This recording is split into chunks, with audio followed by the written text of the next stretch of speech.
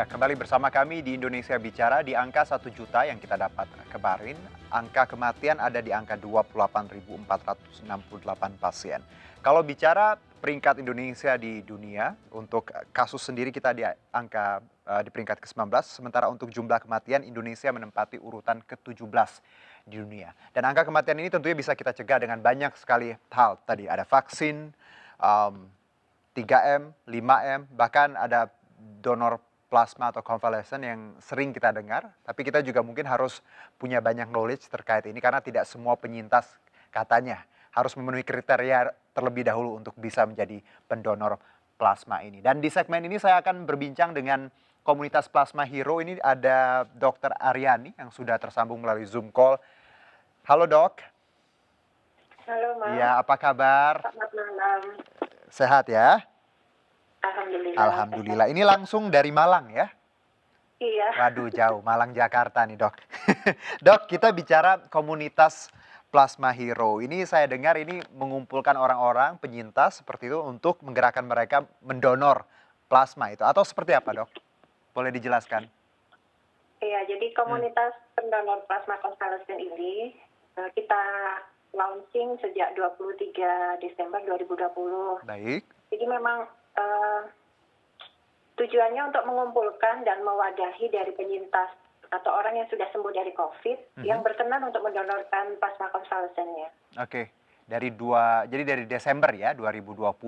Lalu bagaimana Anda menghubungkan mereka ini kan kita tahu bahwa secara daring atau seperti apa?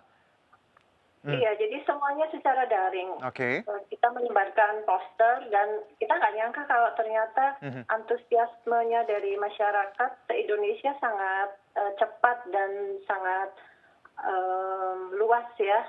Jadi sampai hari ini ada sekitar 310 pendonor yang ada di database kami. Jadi kami menyebarkan poster, kemudian kami minta mereka untuk mengisi link yang ada di situ untuk kesediaan menjadi pendonor beserta data-data yang dibutuhkan. Oke, sudah ada 310 yang menjadi pendonor. Oke, baik. Itu angka yang cukup baik dari Desember. Karena kalau kita bicara didirikannya Desember masih baru banget ya dok ya. Jadi memang akan terus bertambah. 25 Desember ya. Iya, insya Allah secara daring. Nah, kalau kita juga perlu tahu nih dok, untuk penyintas, tentunya kan ini kan dianjurkan untuk donor plasma, tapi tidak semua penyintas saya dengar, ada kriterianya, ada persyaratannya. Seperti apa dokter Aryadi? Ya, jadi kriteria secara umum untuk dia penyintas bisa berdonor itu ada 6. Jadi yang pertama, dia harus pernah terdiagnosis konfirmasi COVID-19. Baik. Bisa dibuktikan dengan swab PCR atau swab antigen yang positif. Kemudian yang kedua, dia harus sudah bebas dari semua gejala COVID. Apapun itu ya, mau demam, batuk, pilek, diare, mual, muntah, nyeri sendi, lain-lain itu harus bebas. Gejala minimal 14 hari. Setelah itu dia baru bisa berdonor. Kemudian yang ketiga, dia tidak memiliki penyakit-penyakit penyerta yang kronis ya, seperti penyakit ginjal, penyakit jantung, penyakit kanker, kencing manis, kemudian darah tinggi yang tidak terkontrol, kemudian penyakit menular yang lewat darah seperti hepatitis, HIV atau sifilis. Kemudian yang keempat, dia laki-laki. Kalau perempuan harus yang belum pernah hamil. Oh, oke. Nah, yang kelima, berat badannya harus lebih dari 55 kg, Mas. Harus lebih dari 55? 55. Kemudian yang terakhir usia antara 18 sampai 60 tahun. Itu syaratnya. Syarat awalnya ya.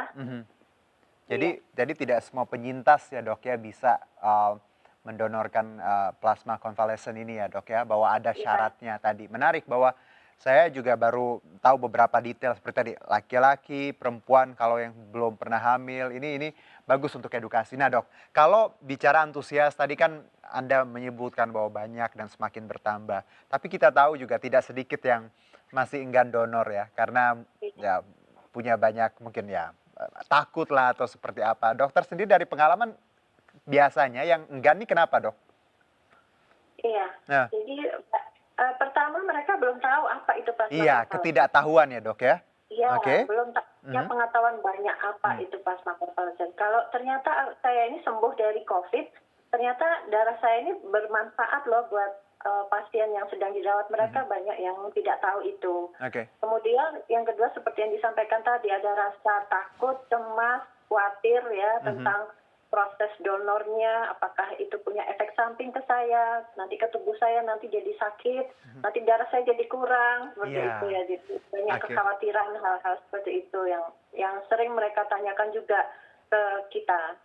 Kemudian stigma negatif ya dari masyarakat tentang penyintas COVID ini. Jadi mereka merasa kadang-kadang malu, ruang gerak mereka juga terbatas karena stigma negatif dari Ya. masyarakat juga. Ya. Ini yang harus kita lawan bersama ya dok, bahwa ketika Iya, benar. bicara divonis positif lalu sembuh, ini juga tugas kita bersama, karena kadang komunitas banyak yang tadi masyarakat tetangga masih, aduh dia kan baru sembuh, padahal kalau udah sembuh ya it's all udah baik-baik aja ya dok ya. Ini yang harus kita. Dikucilkan, kemudian Aha, aha.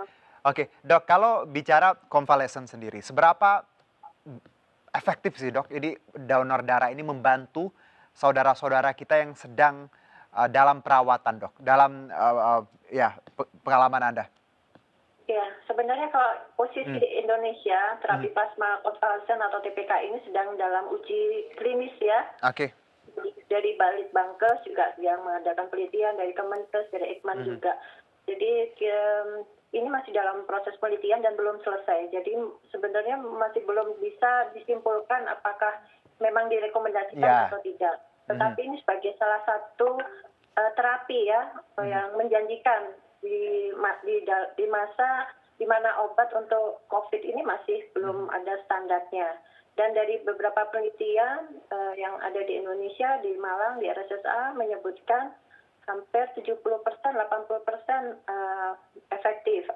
Dan ada juga yang mengatakan dapat menurunkan atau mengurangi lama dirawat dan menurunkan angka mortalitas atau angka kematian. Baik. Ya. Baik, pengetahuan ini memang terus berkembang ya dok, tapi itu yang kita dapat sekarang kayak donor plasma ini, bahwa tadi bisa membantu paling tidak untuk yang Anda sebutkan tadi ya dok ya. Ya. Oke, dok, untuk penyintas sendiri dok, dianjurkan apakah hanya boleh sekali atau boleh berkali-kali sebenarnya kalau memang mereka memenuhi syarat untuk mendonorkan konvalesen ini? Nah, ini juga yang harus diketahui oleh masyarakat atau penyintas. Jadi, 14 hari setelah dia sembuh atau 14 hari setelah swab-nya negatif, segeralah untuk datang ke PMI atau unit transfusi darah untuk mengecek, men-screening tadi ya.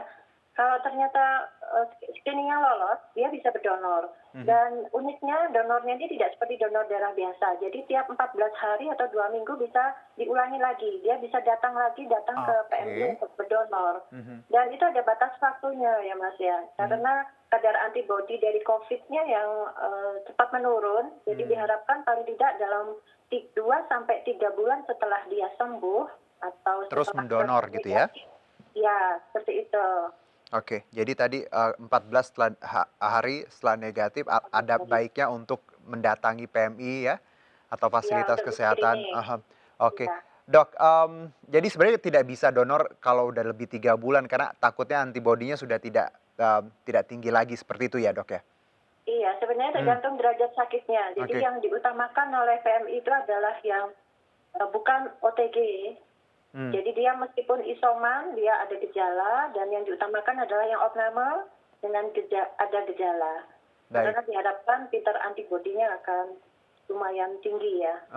Oke, dok, kalau bicara fasilitas kesehatan yang bisa untuk kita mendonor, apakah PMI atau fasilitas kesehatan di mana saja dok yang memang sebenarnya punya akses untuk kita kalau penyintas ingin mendonorkan? Ya. Jadi yang pasti adalah di PMI, tetapi tidak semua PMI bisa melayani donor plasma konvalesen ini. Jadi hanya ada di PMI di kota yang besar biasanya Mas ada daftarnya. Kemudian juga bisa di unit transfusi darah di rumah sakit, tetapi itu pun terbatas rumah sakitnya. Biasanya di rumah sakit yang besar seperti RSPAD, kemudian di Sarjito, di Semarang Karyadi, di Surabaya Dr. Sutomo, di Malang Rumah Sakit Saiful Anwar. Seperti itu. Jadi tidak semua bisa. Jadi kita harus tahu mana sih PMI yang bisa melakukan donor plasma ini. Oke. Jadi alangkah baiknya kita tahu kita bergantung dengan vaksin 3M, 5M, tapi kalau ada kesempatan ya yang penyintas yang mungkin ingin membantu, kenapa tidak ya dok ya untuk donor Ya, plasma ini ini. untuk pasien-pasien yang dirawat di rumah sakit ya Mas, dalam kondisi Betul dok. dirawat di rumah sakit, jadi bukan Iya. untuk pasien yang isoman. Oke, bukan untuk isoman, betul. Karena ini untuk kasus-kasus yang berat ya dok ya. Iya benar. Oke, Dokter Aryani terima kasih atas waktunya, terima kasih juga atas usahanya bersama Plasma Hero untuk saudara-saudara kita yang saat ini membutuhkan donor plasma. Semoga makin banyak yang mau Amin. mendonor dan makin sadar bahwa nggak perlu takut ya dok ya. Iya benar. Iya, tadi ilmunya benar bahwa harus prima, tadi asal memenuhi kriteria, insya Allah bisa donor ya dok ya. Iya, Baik, karena plasma mereka sangat bermanfaat Mas untuk Baik. pasien yang sedang berjuang untuk sembuh. Iya, Dokter Aryani terima kasih atas waktunya, sehat-sehat. Insya Allah ketemu lagi kita terima kasih, ngobrol-ngobrol. sama-sama. Salam untuk saudara-saudara di Malang. Terima kasih. Terima kasih. Baik, demikianlah segmen ini, kita akan lanjutkan Indonesia Bicara sesaat lagi.